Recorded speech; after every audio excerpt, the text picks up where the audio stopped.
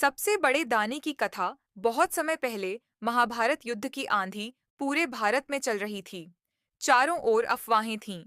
कौरव और पांडव अब टकराने वाले हैं। युद्ध में हर राजवंश के वीर बुलाए जा रहे थे। राजस्थान के एक छोटे से गांव में एक युवक रहता था, बारबरीक। वह घटोत्कच, भीम का पुत्र और नागकन्या मोरवी का बेटा था। बाल्यकाल से ही अद्भुत शक्ति का स्वामी था। माँ मोरवी ने उसे एक वरदान दिया था।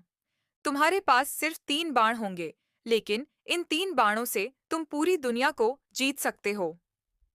बारबरीक का प्रण। बारबरीक के हृदय में न्याय और करुणा भरी थी। उसने एक प्रण लिया था। मैं युद्ध में उसी का साथ दूंगा जो पक्ष कमजोर होगा।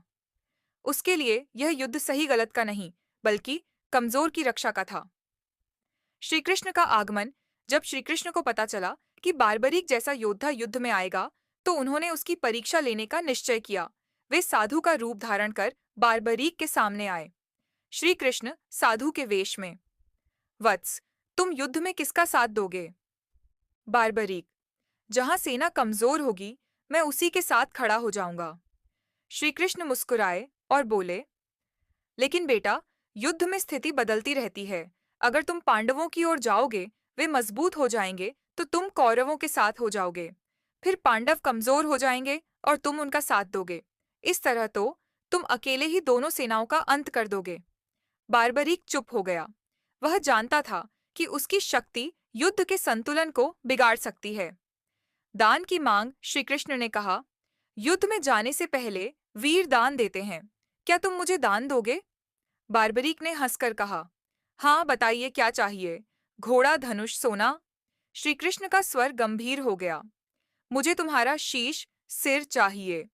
क्षण भर को सन्नाटा छा गया, लेकिन बारबरीक ने बिना एक पल सोचे कहा, अगर यह आपका आदेश है, तो मैं इसे सौभाग्य मानता हूँ। उसने अपना शीश स्वयं अर्पित कर दिया। सत्य का उद्घाटन। शीश अर्पित करने के बाद श्री कृष्ण ने अपना असली रूप दिखाया। 4 भुजाओं में शंख, चक्र, गदा और पद्म धारण किए हुए।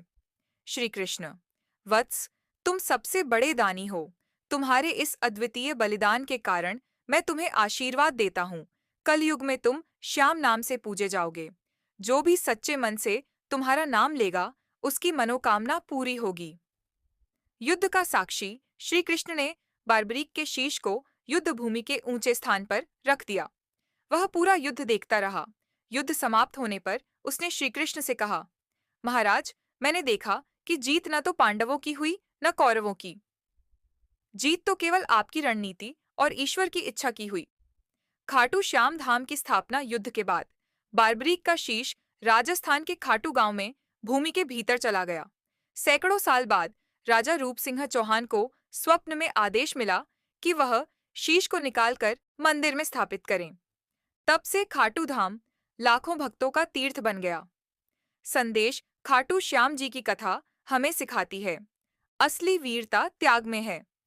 सच्चा भक्त वही है जो ईश्वर की इच्छा के आगे अपना सब कुछ अर्पित कर दे। बिना स्वार्थ के मदद करने वाला हमेशा अमर होता है।